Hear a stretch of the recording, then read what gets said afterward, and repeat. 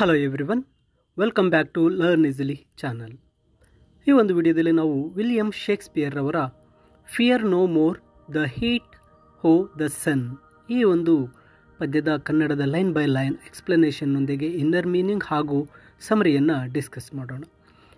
William Shakespeare ಅವರ ಈ ಒಂದು poem fear no more the heat o the sun ಈ ಒಂದು ಪದ್ಯದ ಒಂದು ಥೀಮನ್ನು ನೋಡಿದಾಗ it is the death and the end of earthly struggle, ಸಾವು ಮತ್ತು ಈ ಭೂಮಿಯಲ್ಲಿ ಹೋರಾಟದ ಕೊನೆ ಅಂತಕ್ಕಂತಹ ಮೇನ್ ಥೀಮ್. ಅಂದರೆ ಇಲ್ಲಿ ಆ ಕವಿಯವರು ಹೇಳ್ತಾ ಇರ್ತಕ್ಕಂಥದ್ದು, ಒಬ್ಬ ವ್ಯಕ್ತಿ ತನ್ನ ಎಲ್ಲ ಕರ್ತವ್ಯಗಳನ್ನು ಮುಗಿಸಿದ ನಂತರ ಆ ಕೊನೆ ಅಂತ್ಯ ಸಾವು ಅಂತಕ್ಕಂಥದ್ದು ಈ ಒಂದು ಭೂಮಿಯ ಮೇಲಿನ ತನ್ನ ಕಷ್ಟಗಳಿಗೆ ಒಂದು ಮುಕ್ತಿಯನ್ನು ನೀಡುತ್ತೆ ಮತ್ತು ಆ ಒಂದು ನೆಮ್ಮದಿ ಶಾಂತಿಯನ್ನು ತರುತ್ತೆ ಸಾವು ಅಂತಕ್ಕಂಥದ್ದು.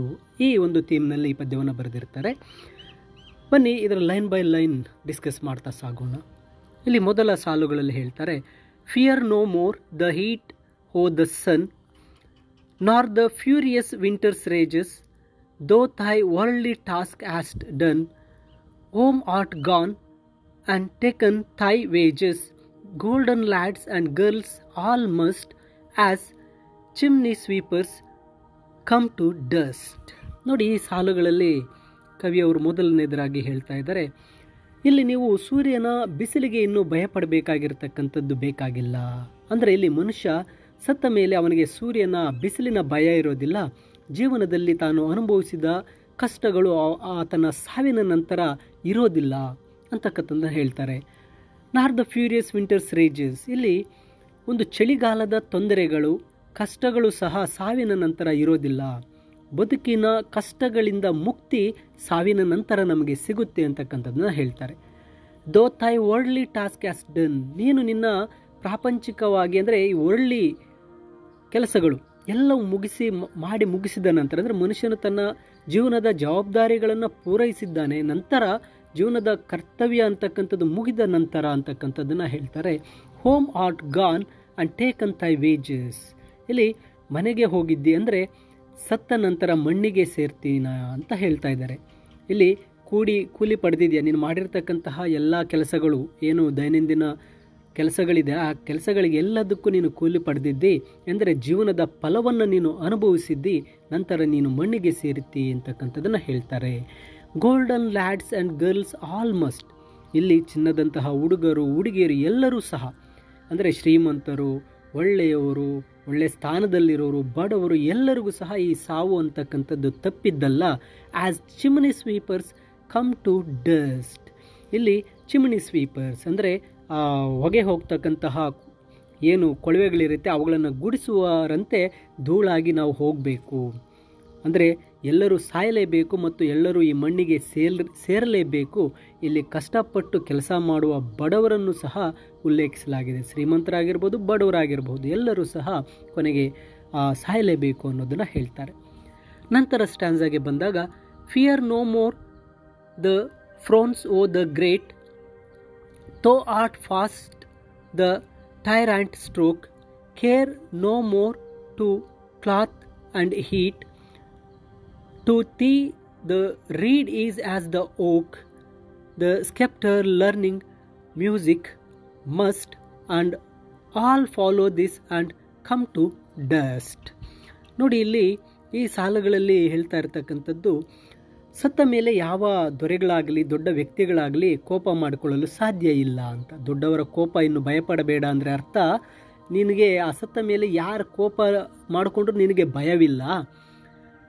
ದೋ art past the tyrant stroke, ನೀನು ಕ್ರೂರಿ ಹೊಡೆತವನ್ನು ದಾಟಿದೀಯಾ ಅಂತಂದರೆ ಕ್ರೂರಿಯಾದ ಆಡಳಿತಗಾರರ ಹಿಂಸೆಯಿಂದ ಮುಕ್ತಿ ಪಡೆದಿದೆಯಾ. ಇಲ್ಲಿ ಸಾವಿನಲ್ಲಿ ಎಲ್ಲರೂ ಸಮಾನರು, ಸಾವಿನ ನಂತರ ನಿನಗೆ ಯಾರು ನಿನ್ನನ್ನು ಯಾವ ರೀತಿ ಕೂಡ ನಿನಗೆ ಹೊಡೆತ ಕೊಡಲು ಸಾಧ್ಯ ಇಲ್ಲ. Care no more to clothe and eat, ಅಂದರೆ ನೀನು ಸತ್ತ ಮೇಲೆ ಊಟ ಬಟ್ಟೆ ಇವುಗಳ ಅವಶ್ಯಕತೆ ಇರೋದಿಲ್ಲ. ಜೀವನದ ಚಿಂತೆಗಳು ಅಗತ್ಯಗಳ ಬಗ್ಗೆ ನಿನಗೆ ಯಾವುದೇ ರೀತಿ ಚಿಂತೆ ಇರೋದಿಲ್ಲ, ನೀನು ಮುಕ್ತಿಯನ್ನು ಪಡಿತೀಯಾ ಅಂತ. To thee the reed is as the oak, ನಿನಗೆ ಟು ಥೀ ನಿನಗೆ ಅಂತ ಹೇಳ್ತಾ ಇದ್ದಾರೆ. ಸತ್ತವರಿಗೆ ಎಲ್ಲವೂ ಒಂದೇ, ಶ್ರೀಮಂತಿಕೆ ಬಡತನ ಭೇದ ಭಾವ ಇರೋದಿಲ್ಲ.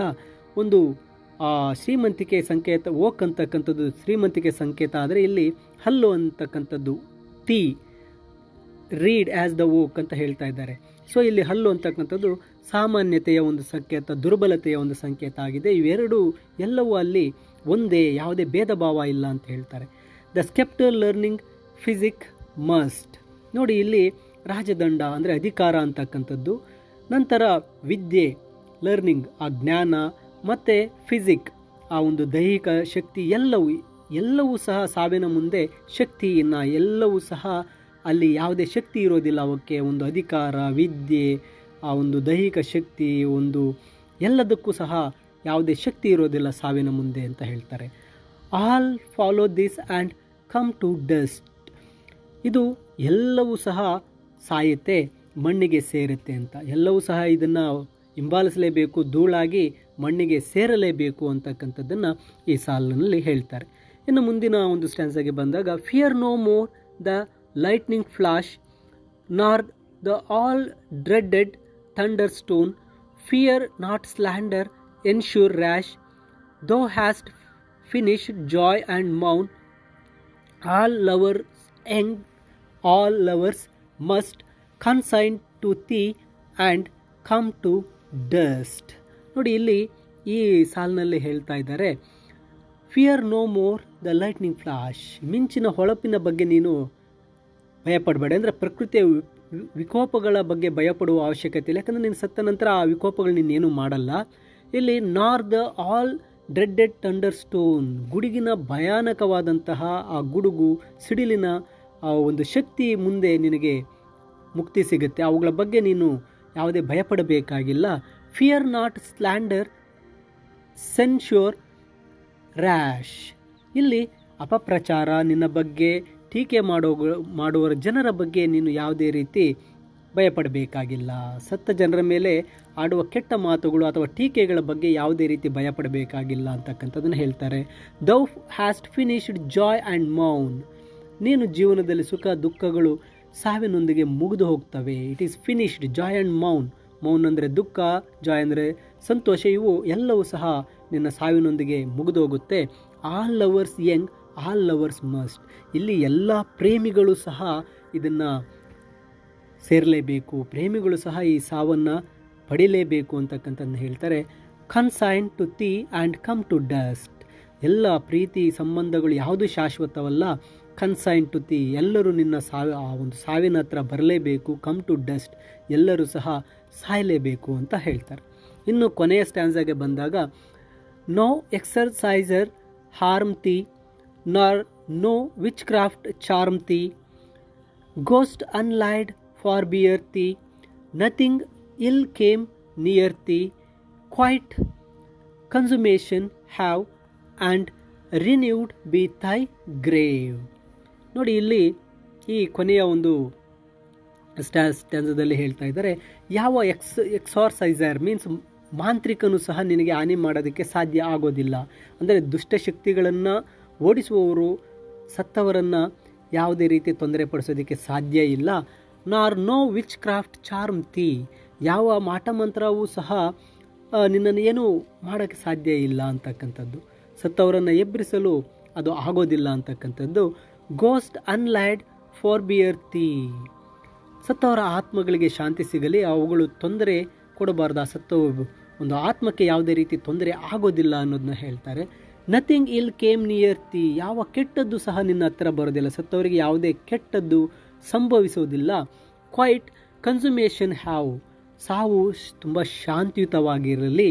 And renowned be thy grave, ನಿನ್ನ ಸಮಾಧಿ ಪ್ರಸಿದ್ಧವಾಗಲಿ, ಸತ್ತವರ ನೆನಪು ಚಿರಕಾಲವಾಗಿ ಉಳಿಯಲಿ ಅಂತ ಹೇಳಿ ಈ ಒಂದು ಪದ್ಯದ ಮೂಲಕ ತಿಳಿಸಿದ್ದಾರೆ.